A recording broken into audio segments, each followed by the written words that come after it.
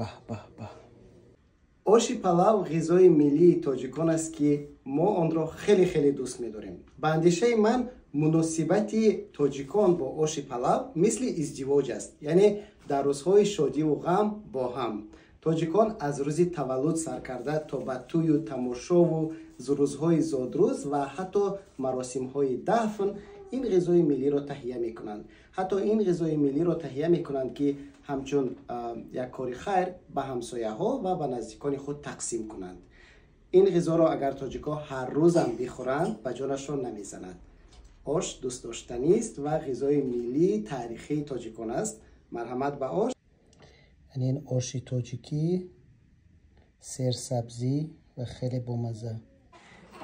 در تاجیکستان اگر یگان اویله کودک نو کند اگر دوستا کودک بینی میبیند و همین خیلی غذا میبیاره.